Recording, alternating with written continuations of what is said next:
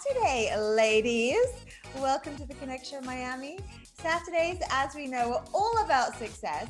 And today we're discussing one of my favorite topics, desire. I think it's spoken about enough as a topic. Does following your desire, ladies, align you to your purpose? What do you think? Yes. Forming your desire align you to your purpose. You want to take it first, Tracy?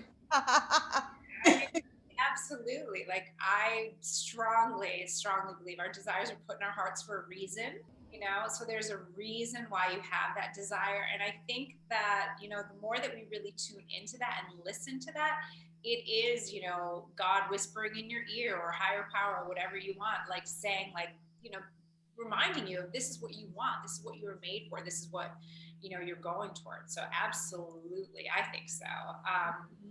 And I think that as women, often it's easy for us to talk ourselves out of our desires, and I think we should change that. I think that listening to your heart's desires and being okay to want what you want because you want it, that is a good enough reason to go for it and to align with it, as long as, of course, it's safe for everyone involved and right. Good. But yeah, I think desire is a huge force and really helps us. How about you, Stitch? I agree, and I do and I don't to a certain extent because Ooh. it do. I do. Let's hear it. In the sense of I believe certain things are placed in your heart that for a reason. But I guess it all depends on what that desire is, because I guess there's certain things that are running through my mind that I'm hearing of conversations. It's like when you're in it, you don't realize the repercussions of what that desire is. So I think it, depending on what the desire is, because every desire is not a good one. Yeah. I guess that's objective or subjective. For example, I guess this is the first thing that's coming to mind, because I have a good friend who's with someone and she desires to be with this person, but everybody around knows like, that's not really. Who are we?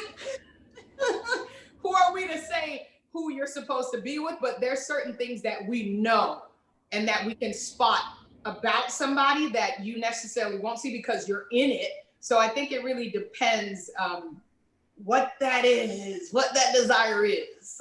That's my take. I might be a little far deep in, but that's my, It's so interesting. The way what you just described, Stitches, is very real. I call that not actually desire, though. That the way that I think about it is a little different. It's like something that can fulfill a temporary need, or maybe can bring a temporary pleasure that isn't maybe healthy. Like, yeah. Perhaps I would say that probably isn't desire. I think desire is used in a romantic way a lot, right? And desiring someone. True. But I think that probably what your friend wants, even if everyone, who knows, first of all, right? Unless you're her in the relationship. Yeah. But if someone's desire is, or it looks like someone's in a relationship with someone or something that doesn't seem healthy, I think probably their desire is something else. They desire to feel good. They desire to succeed. They desire something that's really good for them, but maybe they aren't believing that's possible. And so they're choosing it. They're choosing some temporary pleasure, which isn't desire, because desire itself, like you said, Tracy, I'm with you. We don't choose our desires. They come in builds, right? Otherwise, we would all want the same things. We'd all be lawyers, we'd all be accountants. We'd choose like safe things, and that would be easy, right? Like sometimes I think, wow, why do I have such big desires, man? I got to do so much work. Yeah. It's the same with like ambition, right? It's like, it's not like, okay, I'm going to decide to be this ambitious person. You kind of are or you're not. And if you have this desire to sing, a desire to contribute, a desire to create something, it's a gift. Like it's really a gift, and it shows you like, okay, this way. And I think that your desire wants you to play with it, because it doesn't give you a 10-year plan. It just gives you the next step. It's like, that feels good. Let me ask you, ladies, was there something that you desired as a kid that is still with you now, that carried over? If so, what? Oh yes, my biggest desire always is to like make people happy, right? Or to look at a problem differently. If there's some suffering, to alleviate it. And we're so powerful as humans. I've always wanted to do this, and I always love writing and reading. So for me to be an author, to be able to work as a coach, I feel completely like fully aligned with my desire. And this is a really big trick for having ease in your life, right? Avoid gray areas. This is generally good advice, I think. In life, if there's a gray area, why? You know? If you're like, I don't know about this friend, or I don't know about this job, or I don't know about this decision. It's like, well, you should kind of know about your friends. You should know about your job. Agreed. Yeah. So I feel as if I feel very aligned with my work because I'm aligned with my desire, and it allows me to not second guess very much, which is also a massive productivity hack. What about you? That's beautiful. Yeah. Tisha, what about you? Oh, I thought you were talking to Tracy. Oh, both of you. Let's hear it. For me, my desire as a kid, it just never left. And literally, true story, like this is girl chat now. Mm-hmm. Sometimes I would pray and be like, God, if this is not what you want me to do, like remove this from me, because I'm tired. I'm tired of owning this.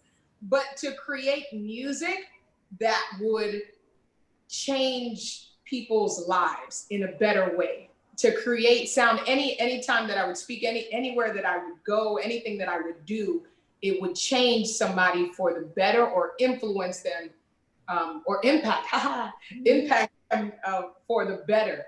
And there was always, it's like, I'm gonna change the world. I'm gonna change the world. Like, I was that kid. But as I grew older and I guess matured, I think I realized even just one person that you encounter and that you can help, or that you can influence in a positive way, is good. Mm-hmm. Is good. But I still want to help change the world for the better. You are. That's such a good reminder that, changing the world for one, because often as visionaries, we think like so big, and if it's not that big, it's not worthy. Speaking for a friend. Mm-hmm. So I think that that's a really good reminder. And for me, mm-hmm. hilariously exactly what I do. I mean, nice. No joke. When I was a kid, I would create for people. I would create like workouts. I used to get up and exercise like when I was like 10 years old. Like no joke, and not because, it was just I loved moving my body. I remember like they used to have these morning. I'm aging myself, but they used to stop. We had these like morning workout shows, and I was like, I want to be that person. Like, wow, that's what I want to do. I mean, like I would dress up like I would have a leotard and like a belt and the whole. It was the 80s, So I mean, it's insane how exactly exactly what I have to say something here. This is rare, right? What we've all just said, us creating music, you creating workouts, me getting to write, etc. This isn't the case for most people.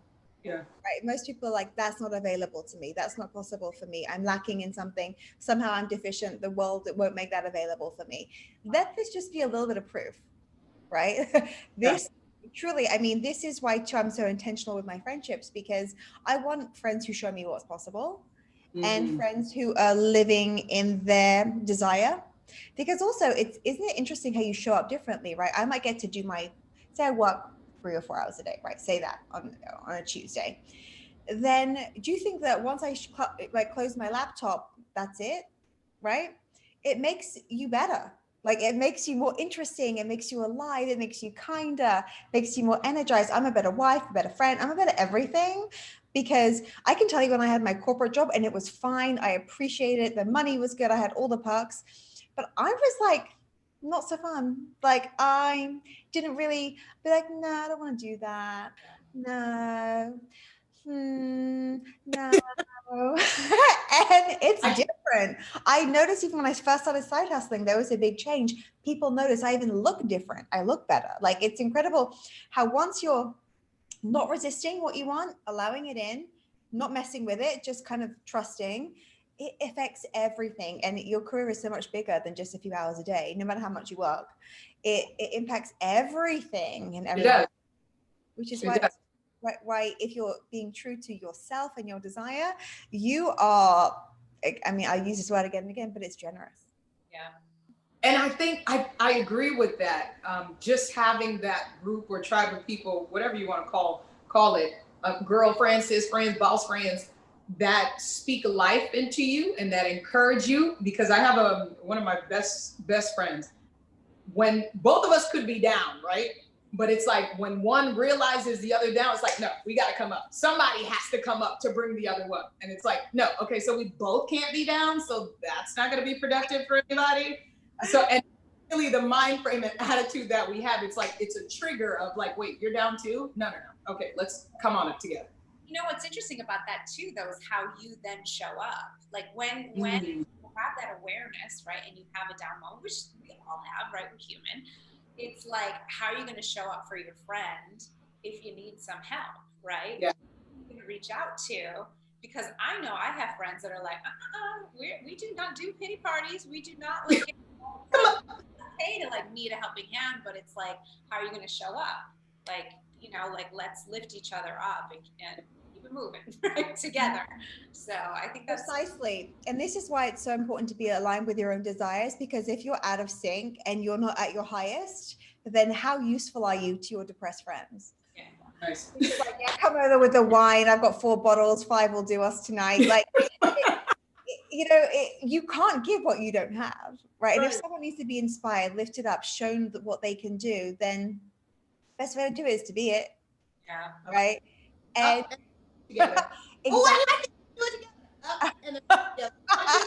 together. Together. It's true, but also this is another reason that I'm not a big fan of sympathy, because sympathy is like sympathy and empathy are different, right? And sympathy is sometimes just a little indulgent, right? And it's what you need just for a minute. Sometimes this is what I'll do. So a few days ago I was having a fight with Heath, and I needed a very specific response from a friend. I needed to be told that I was right and I was seeing the situation clearly, and no, I'm not compromising. And so I called one friend to give me it, shut it down. I'm like, you know, you're telling me what I want. Bye. And I called another friend who I knew would be completely aligned with me, and she's like, yep, no, you're absolutely right on that. And it's because she is. Yeah. Like truly, like, you know, she is. So you kind of also got to know where to go, and then have the right people to ask or not ask. But sympathy, I don't know, it doesn't always get you far in the end, because it's just like, I got sympathy for that cat over there who wants to play with you and wants you. How about that? It's a dog. What's his name or her name? We're gonna do. He's like, mommy. this dog is so full of herself. She does whatever she wants. Her or him? What's her name? Coconut.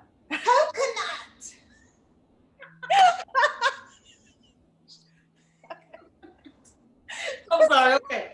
You feels good. It was like on cue. That's amazing. Do what feels good, ladies. That was a life lesson. She is my life coach, okay? Do what feels good. Don't get caught up in any nonsense. Just do what feels good. Scratch your back. Itchy scratch it. It's all Talking about that. Okay, well, as entrepreneurs, ladies, Yes. we do pride ourselves in originality. Am I right? Being different and being original. So let's talk. I love this discussion. Let's talk about imitating our inspiration. When is it actually okay to be a fangirl and copy someone you admire? Coming up. Stop Checking Your Likes is the hottest must-read of the moment. This is not a book about social media. It's about shaking off that need for approval and living your incredible life. Available everywhere books are sold. This week we're talking about admiration. As women in business, we often have people that we look up to as role models for inspiration. Who was the first person you really wanted to be like, and why? Oh, I love this question. This is a fun party question too. That's a good one.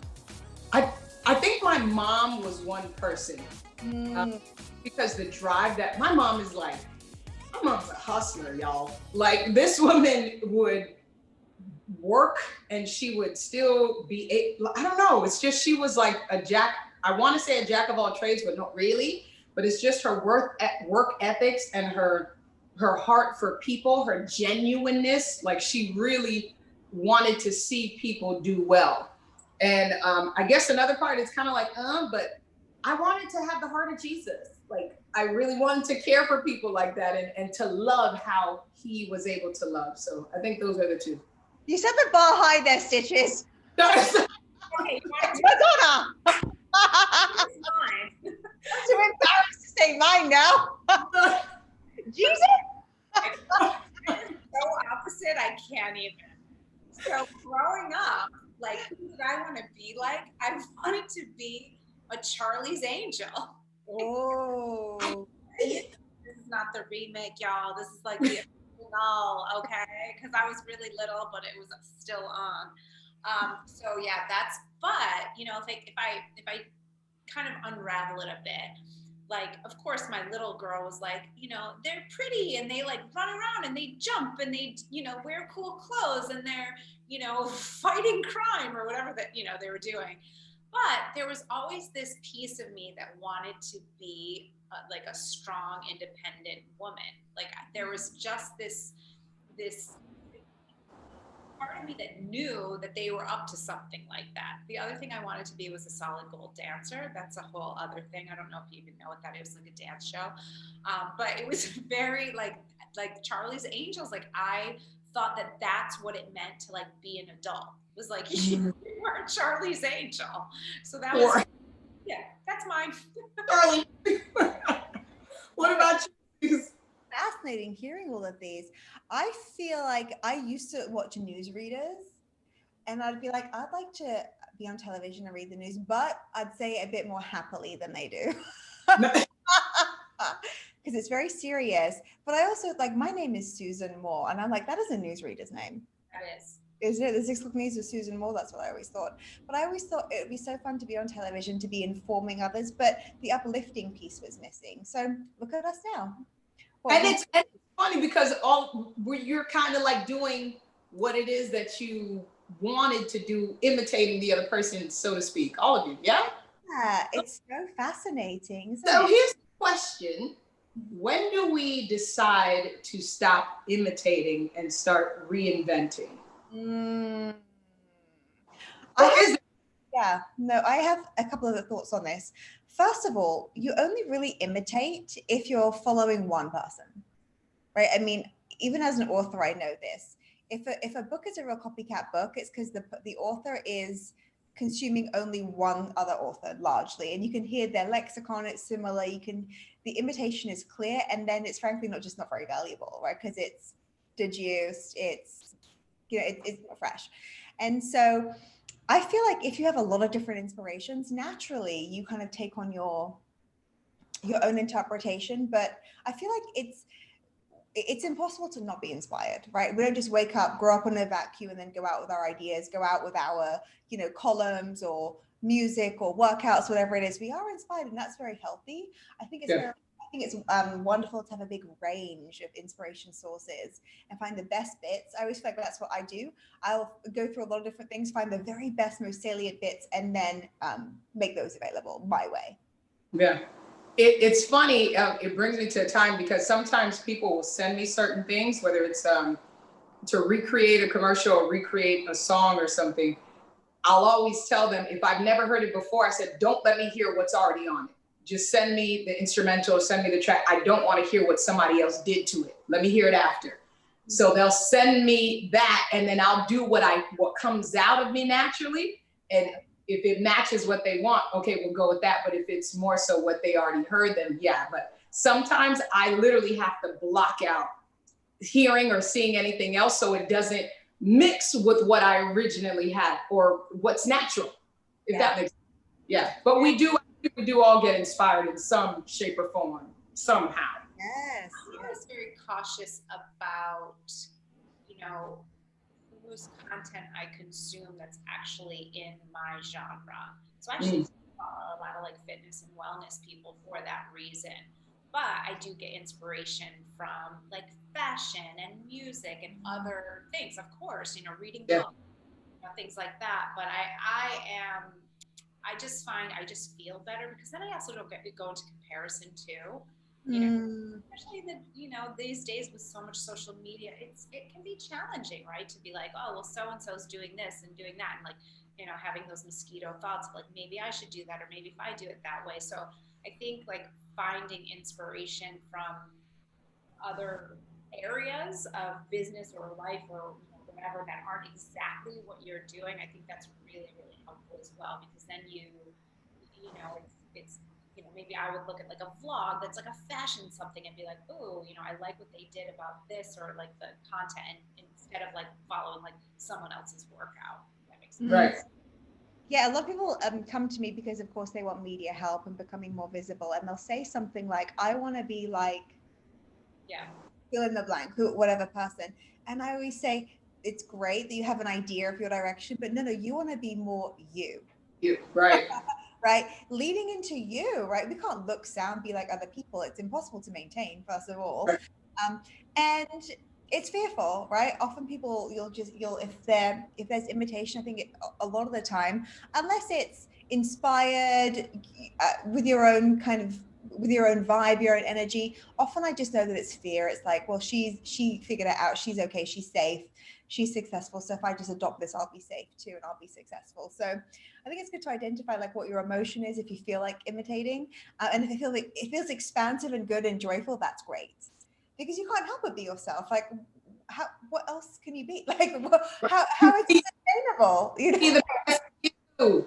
And there's one thing that I do tend to live by and to share.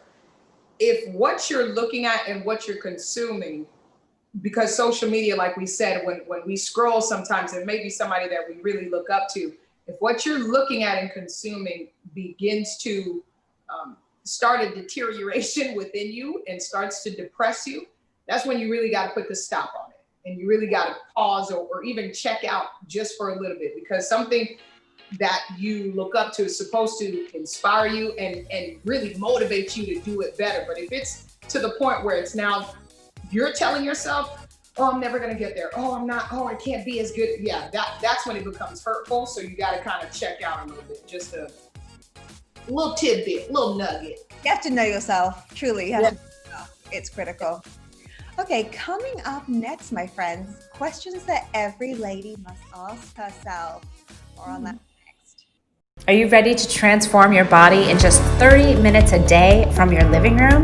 I'm Tracy Campoli, the creator of Total Body Transformation, the excuse-proof fitness program made for busy babes like you and me to get fit, sweat, and smile. We've been featured on Good Morning America, The Today Show, and in USA Today. All you have to do is simply log in and press play. No boredom, no stress, and no dread. All in just 30 short minutes from the comfort of your own home. Go to tracycampoli.com to get started today. Welcome to the Connect Network, where we bring you girl bosses month after month after month at our masterminds. If you are ready to expand your circle, join the Connect Network's membership today. Welcome back to the Connect Show, Miami. We're a community of inspiring women supporting other women in business. Today we're hopping on the internet trend train. I love a good trend train. And asking what feels like something that really isn't that thing. It's quite fascinating. These questions are happening all over the internet, and apparently it's very, very funny. What is something that feels like luxury to you but isn't luxury?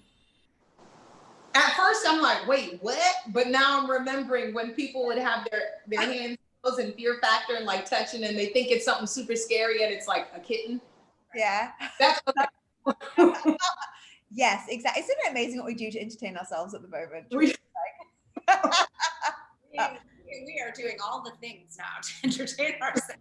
But there are so many good questions with this. What feels like luxury but isn't luxury?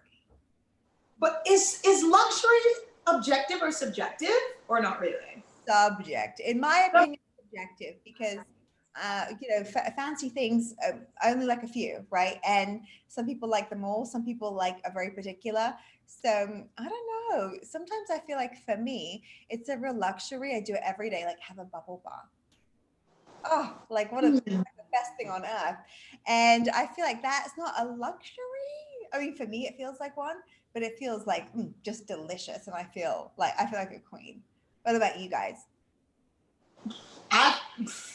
Honestly, my girl Rachel Cakes, she makes these like brownies that make you pass over, and if you have a wig on, want to pull it off. And wow. Having her brownies is a luxury.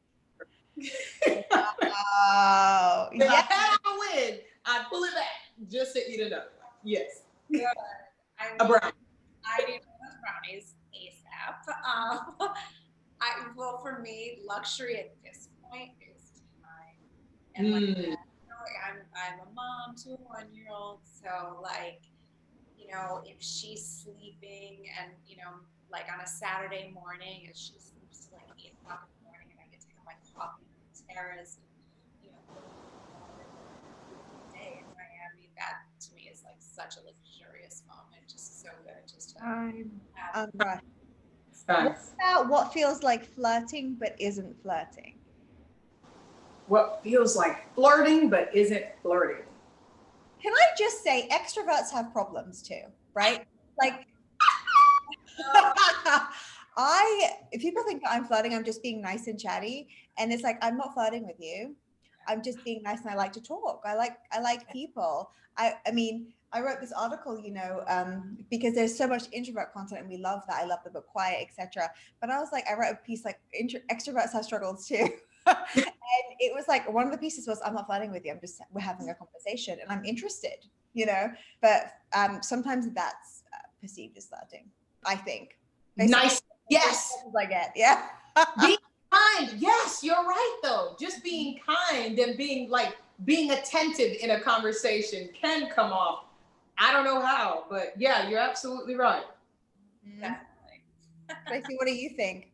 I mean, I agree. I have that as well, where it's like, it's a slippery slope where you're just being a nice, friendly person, and then someone thinks like, or we smile. Yeah, I know. Emojis, right? Like sometimes I pause because I love dropping emojis in like a message or something like that. And sometimes we'll wonder like, will someone take that the wrong way if it's emojis? Smiley. Beware. Whatever. I got a question. Yeah. Question. Okay. So hopefully she's not watching. She probably will be, but whatever. So let's say you tell me, is this flirting? Is this good or bad? So if you're married, right? Yep. And you have a friend who's a male, yes. And male texts pictures of themselves, but it's not like lewd or mischievous or anything like that. It's just pictures of themselves. Are they into themselves? There's a picture of me. Is that? What is that? Is that okay? Well, I think it depends on the type of picture. I mean, is it like a smoldering, hey, I'm just here at the fireplace having a whiskey? Or like, hey, do you like my new jeans? Like, hey, like my hair? Yeah, got a haircut. What do you think? Or, Yeah. Yeah, I think it's innocent, but I always assume everything's innocent because it's just happier to live that way. I think it's okay. And it depends on the person and the relationship, I think. Right. Like, I have a male friend who's like a brother to me, where, we've been friends. He married my husband and I. He could send me a picture of like anything. You know what I mean? Like his outfit. Not anything. If he sent me a picture like, Trace, I got a new haircut, I wouldn't be, Yeah. It depends on the So that's not flirting. No, I don't think so. What do you think, Stitches? What is it? When is it too far? I think it's a feeling. You're like, this is actually, a friend told me about this recently. She's married and she's doing some work with this new company. They've hired her as a consultant. And the guy, like how he addresses her, it's not like hi first name. It's like, hi, honey. hi, and I was like, oh yeah, and she, Yeah. And I was like, you can say something in a nice way. You can say, I think it's really, you can just call me Des, or you can call me Kate, you can call me Laura, like whatever it is, versus anything to, yeah. I don't, yeah, it can be a tricky thing, but I think it's okay to say what it is that you prefer. Yeah. So if in a business situation, I'll kick it to you, Tracy. So exactly the situation that you said, that would be the way that you would kind of climb out of it and just say, hey, you could just call me so-and-so. I'd let it slide a couple of times probably and just meet it with frost, like frost should not encourage. But otherwise I probably would say so. Frost. Yeah. Ice queen. Yeah. Yeah. I guess so. I haven't had that experience, but I'm guessing that's probably how I'd handle it. What do you guys think? What do you say, Chase? I think I would do the same. I wouldn't be okay with that if I was in a professional situation and someone was calling me like honey or something like that. Like that wouldn't be okay with me. Frost. Say something like, that's going on the list. It actually doesn't feel comfortable. Just like a throw off, but like, putting a boundary. Yeah. I prefer if you just call me Tracy. So, yeah. Oh, there you go. Prefer if you just call me Tracy. There you go. Prefer if you just call me Stitches. There you go. Nice way of putting it. I like it. Bam. Yeah. Okay, here's a good one. What feels like wealth building but isn't? I have an answer. It's from Oprah. She said, if you can put it on your ass, it's not an asset. Because people are like, well, my handbag collection is an investment, or it's an investment. An investment often doesn't give you returns for years. Truly, if you think about a portfolio or a piece of real estate, it's a long-term vision, a long-term payoff. So I think sometimes just say it's a gift to myself. So like, this is an investment. I mean, we know what you mean. Having a daughter now, I'm like, oh, I'm buying it for her later. Oh, I like that. Yeah, sneaky. Here's what I recently found out though.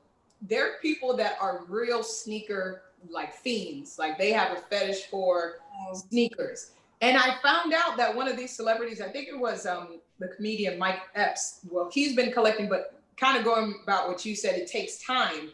He has hundreds and thousands of dollars worth of sneakers, but it grows over time and it's valuable over time. So I'm finding out that some people actually collect those type of things to be able to sell it in the future or make it vintage or something. But again, that's something that has to grow over time.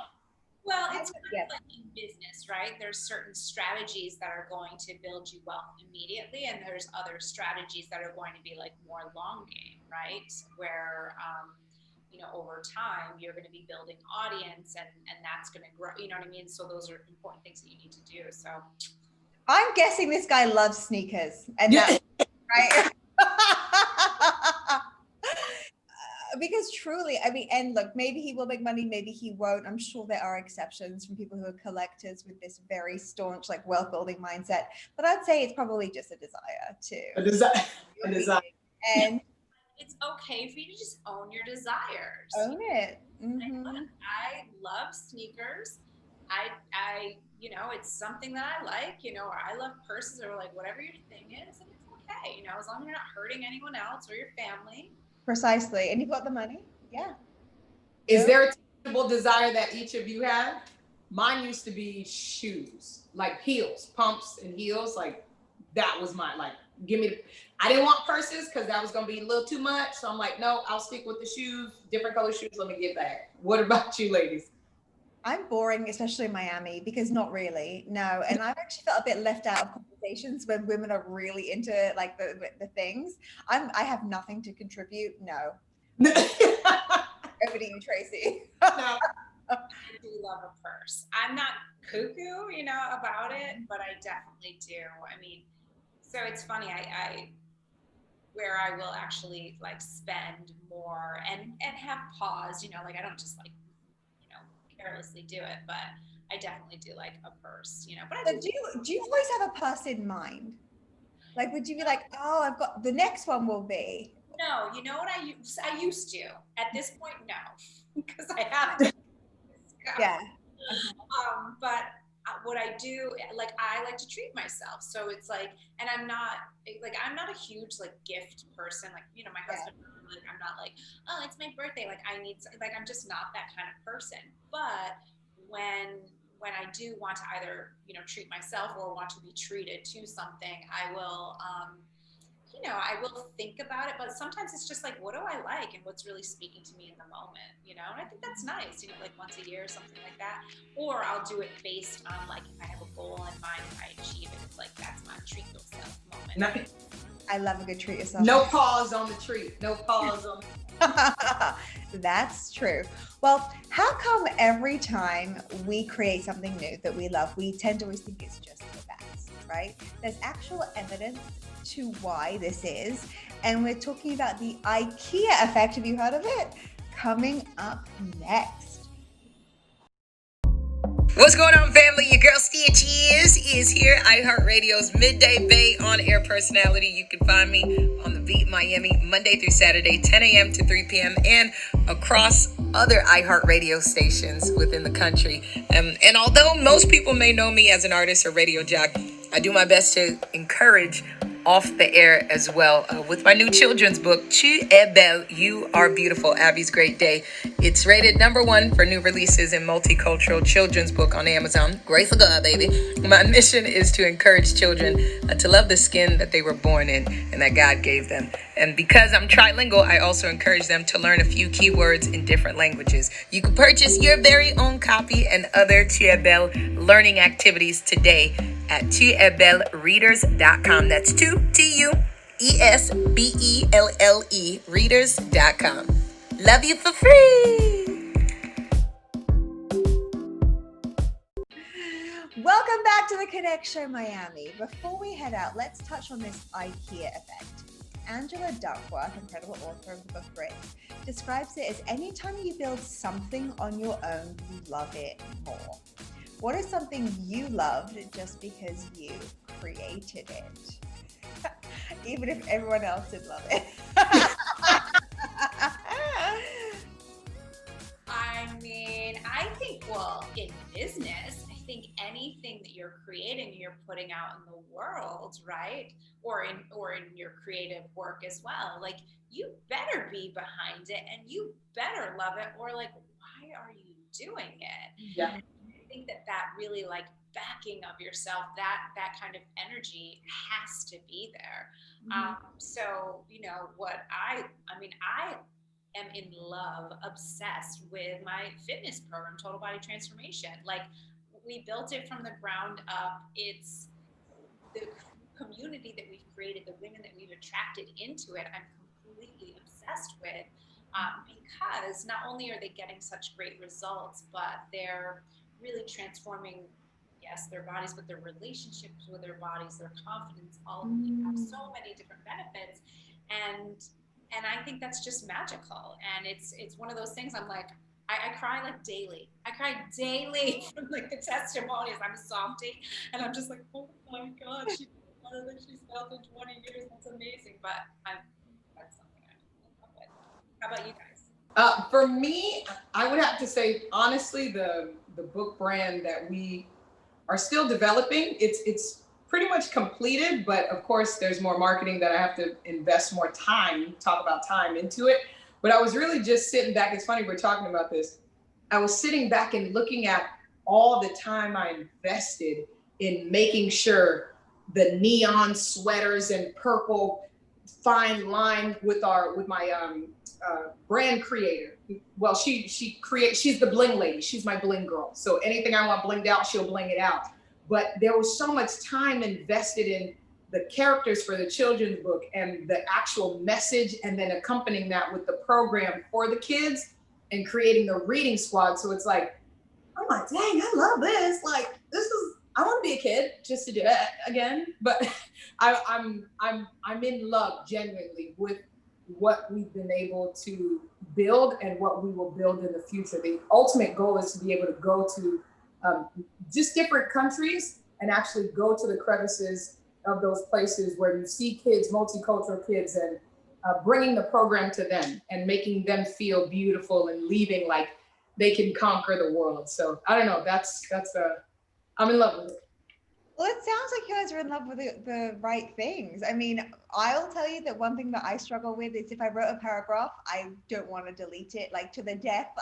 If it's a column of like my book, I've even, if you write a book, right, so it's 65,000 words average for a regular book that you see, you don't even remember that you often will repeat yourself because you don't remember exactly like 7 chapters before.